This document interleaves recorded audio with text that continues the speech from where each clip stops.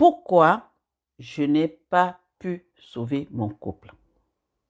J'ai dit pu, pas su. Bonjour à tous. Aujourd'hui, je vais vous parler de moi, de ma vie de couple. Quand j'ai rencontré le père de mon fils, je lui ai tout de suite dit que j'ai toujours entendu parler du fait que les hommes tapent leurs femmes. Et je ne voulais pas qu'un homme lève la main sur moi. Si cela arrivait un jour, ça serait fini entre nous deux. Pour moi, j'avais été claire, mais pour lui, je pense qu'il a juste retenu lever la main. Pourquoi je lui ai dit ça au départ? Dans notre quartier où j'ai été élevée, franchement, il y avait un homme. On était toutes petites et le monsieur ne faisait que taper tout le temps sa femme. Mais la femme ne partait pas, elle est toujours là. Il arrive, le repas n'est pas prêt, il tape. Même la dame venait voir ma mère à l'époque en pleurant. On était voisins. Donc, moi, j'ai grandi avec cette image. Et ce n'est pas ce voisin seul. Il y en a d'autres. Et du coup, quand je l'ai rencontré, voilà ce que je lui ai dit. Jamais de lever la main sur moi. Sinon, quand nous avons commencé à nous fréquenter, j'habitais toujours chez ma mère. Et vous savez déjà, toute jeune naïve, je suis tombée enceinte rapidement. Tout allait bien. Très, très, très bien. Respect. Vraiment cajolé. Il était présent. Jusqu'à ce que j'accouche le bébé. J'ai fait ce bébé par césarienne. Soi-disant bassin rétréci. Ok.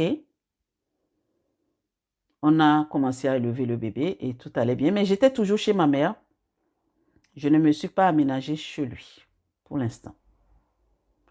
Et un jour, j'ai commencé à apprendre qu'il sortait avec une de ses collègues. Cette collègue, c'est une dame qui le considère comme son petit frère. Parce qu'il faut dire que moi, j'étais au centre du pays et lui, il venait du sud.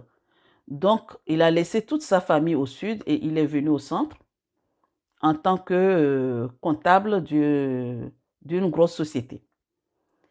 Et comme il n'a personne, ben maintenant, la dame là lui est prise comme son petit frère et tout allait bien.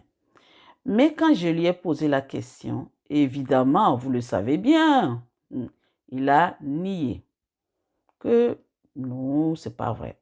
Je dis, ok, mon gars, c'est pas un problème, je te crois. Mais imaginez-vous, la dame est mariée et le mari a commencé à les soupçonner aussi. Il a fait ses enquêtes et moi aussi j'ai continué à faire mes enquêtes de mon côté.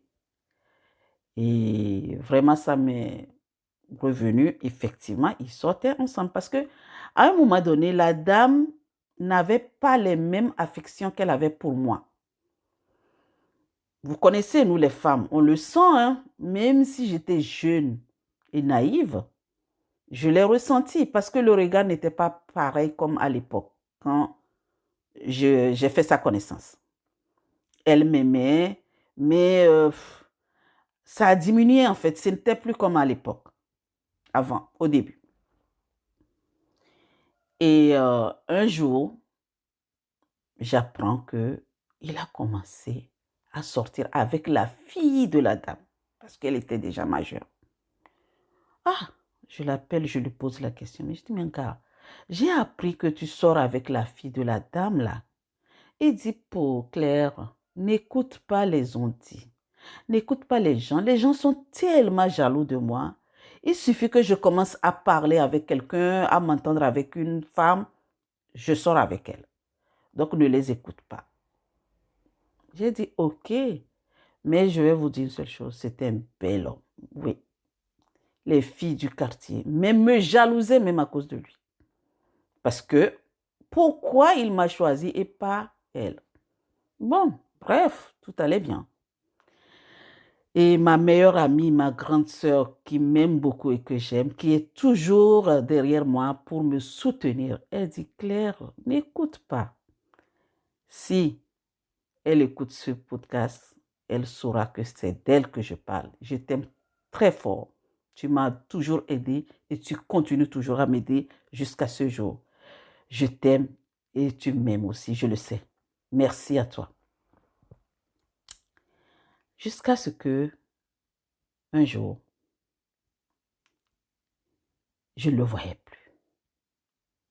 Il est venu un dimanche, il a mangé.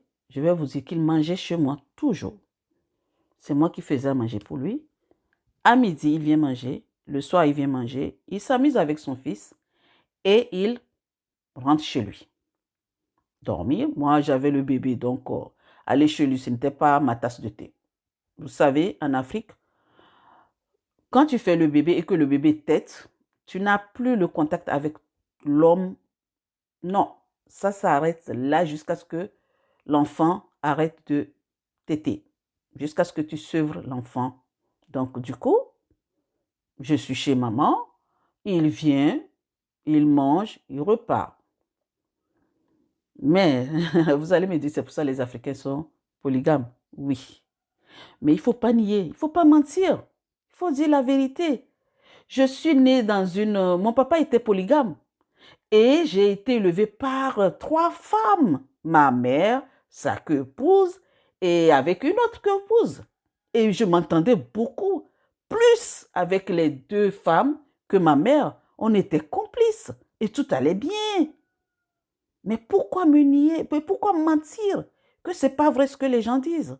Et pourquoi coucher avec ta collègue et sa fille? Bon, jusqu'à preuve du contraire, il m'a dit non, que ce n'est pas ça, que c'est fou. Donc j'ai accepté. Il vient un dimanche, il mange, mais de mauvaise humeur. Et on s'est juste un petit peu chamaillé. Ça arrive, hein? Ça arrive dans un couple. On a échangé de petits mots et puis il est parti. Il a mangé un petit peu, fâché, il est rentré. Le lundi, je ne l'ai pas vu. Le mardi, je ne l'ai pas vu. Le mercredi, je ne l'ai pas vu. Et ma mère dit, mais je vous ai vu chamailler le dimanche soir. Pourquoi il n'est pas venu depuis ces 3 jours et tu ne vas pas le voir? Je dis, mais pourquoi aller le voir? C'est lui qui a un moyen de déplacement. Moi, je ne vais pas aller. Pourquoi dois-je aller le voir? Je dis, va le voir, expliquez-vous et finissez-en. Parce que ce n'est pas normal. J'ai dit, ok. Ma mère me dit, mais peut-être aussi il est malade. Vas-y. Mais vous savez quoi? En Afrique, pour aller voir quelqu'un, c'est tôt le matin. Donc, jeudi matin, très tôt, je me suis levée vers 5 heures du matin. Je suis allée à la maison. J'arrive chez lui vers 5h30. Je cogne, il ouvre la porte. Et il me refuse de rentrer. Je dis, mais pourquoi tu ne veux pas que je rentre? Il dit, tu ne rentres pas. Je dis, ah, c'est quoi? Pourquoi ne veux-tu pas que je rentre dans la maison? Il me dit, non, tu ne rentres pas. Et je vais vous dire qu'à l'époque, j'étais mince. Parce que je venais de faire j'ai accouché un garçon et c'est un garçon qui mangeait beaucoup. Donc c'est moi. Il tétait seulement, il ne voulait rien manger que le tété. C'est bien que j'ai beaucoup maigri. J'ai réussi à faufiler entre ses jambes et je suis rentrée dans la maison. Et quand je suis rentrée dans la maison, qui est-ce que je vois assis sur le lit, un peu dénudée? C'est la fille de la dame. J'ai tourné ma tête, j'ai regardé le monsieur, j'ai dit, waouh, bravo, tu l'as fait, oui. Je dis merci à Dieu. Dès que j'ai dit cela et je me retourne, j'ai reçu une gifle bien claquée. J'ai dit, ah bon? Ah oui, oui, oui, oui, tu as réussi là. Tu as réussi à le faire.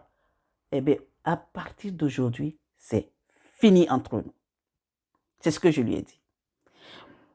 Maintenant, je suis retournée à la maison et je vous en dirai la suite la semaine prochaine. Je ne veux pas être très, très longue. J'attends vos commentaires. Dites-moi si c'est vous, je vous mets en suspense. Si c'est vous, qu'est-ce que vous allez faire? Dites-moi quelque chose, s'il vous plaît. N'hésitez pas à me contacter pour ça, pour qu'on en parle si vous en voulez qu'on parle, parce que si vous avez eu ce genre d'expérience, dites-le moi dans les commentaires. Abonnez-vous, cliquez sur la cloche de notification et je dis à la semaine prochaine.